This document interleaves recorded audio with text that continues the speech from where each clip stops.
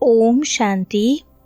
आज की मुरली का सार मातेश्वरी जी के पुण्य स्मृति दिवस पर प्रातः क्लास में सुनाने के लिए मधुर महावाक्य सुनते हैं। मुख्य पॉइंट्स। पहली पॉइंट, इस संगम समय ही हम ब्राह्मण कुल का यह छोटा सा संसार है। हम आपस में सभी भाई बहन ठहरे। देखो हमारा संबंध कितनी बड़ी अथॉरिटी से है। हमारा ग्रैंड पप्पा है शिव, उनका नाम कितना भारी है। वो सारी मनुष्य सृष्टि का बीज रूप है।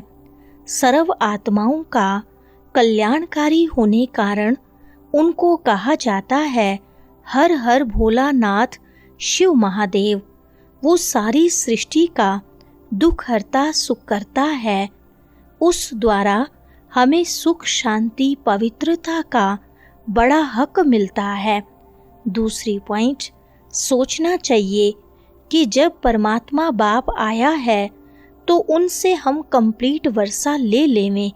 स्टूडेंट का काम है संपूर्ण पुरुषार्थ कर स्कॉलरशिप लेना, तो हम पहला नंबर लॉटरी क्यों न विन करें। वह है विजय माला में पिरोया जाना। बाकी कोई हैं जो 2 लड्डू पकड़कर बैठे हैं।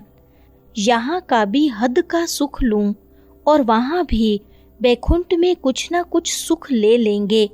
ऐसे विचारवान को मध्यम और कनिष्ठ पुरुषार्थी कहेंगे, न कि सर्वोत्तम पुरुषार्थी। जब बाप देने में आनाकानी नहीं करता तो लेने वाले क्यों करते हैं। तीसरी पॉइंट, परमात्मा के साथ इतना संपूर्ण संबंध जोड़ना है जो 21 जन्मों के लिए सुख प्राप्त हो जाए। यह है पुरुषार्थ की सिद्धि। ऐसे नहीं सोचना कि 21 जन्मों के लिए इतना इस समय पुरुषार्थ भी करें, फिर भी 21 जन्मों के बाद गिरना ही है तो सिद्धि क्या हुई। परंतु ड्रामा के अंदर आत्माओं की जितनी सर्वोत्तम सिद्धि मुकर्रर है वो तो मिलेगी ना। सतयुग त्रेता का सारा सुख इस जन्म के पुरुषार्थ पर आधार रखता है, तो क्यों न संपूर्ण पुरुषार्थ कर अपना सर्वोत्तम पाठ बजाएं। क्यों न पुरुषार्थ कर वह वर्षा लेवें। चौथी पॉइंट, मनुष्य सृष्टि को सुखदायी बनाने वाला बाप जानता है कि मनुष्य सृष्टि सुखदायी कैसे बनेगी। जब तक आत्माएं स्वच्छ नहीं बनी हैं तब तक संसार सुखदायी नहीं हो सकता है। इसलिए वो आ करके पहले पहले आत्माओं को ही स्वच्छ बनाते हैं। अभी आत्मा को इम्प्योरिटी लगी है, पहले उस इम्प्योरिटी को निकालना है।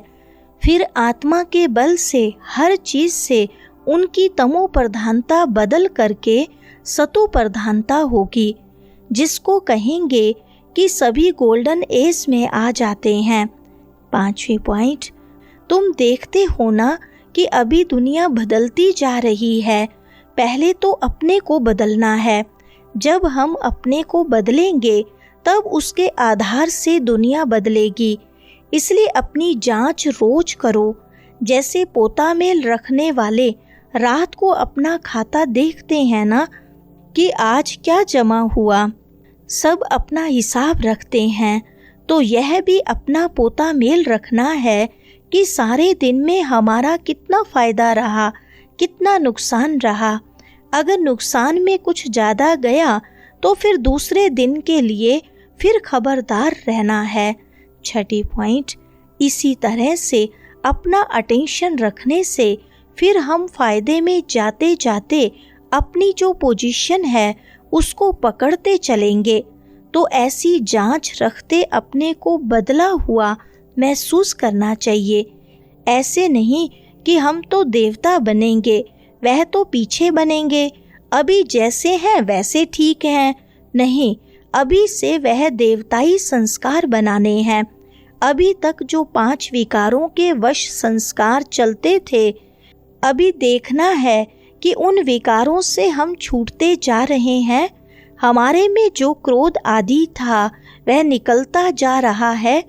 लोभ या मोह आदि जो था वह सब विकारी संस्कार बदलते जा रहे हैं। 7वें पॉइंट, अगर बदलते जा रहे हैं, छूटते जा रहे हैं तो मानो हम बदलते जा रहे हैं। अगर नहीं छूटते हैं तो समझो कि अभी हम बदले नहीं हैं।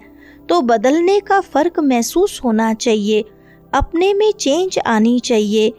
ऐसे नहीं कि सारा दिन विकारी खाते में ही चलते रहें, बाकी समझें कि हमने अच्छा कोई दान पुण्य किया, बस नहीं, हमारा जो कर्म का खाता चलता है उसी में हमको संभलना है।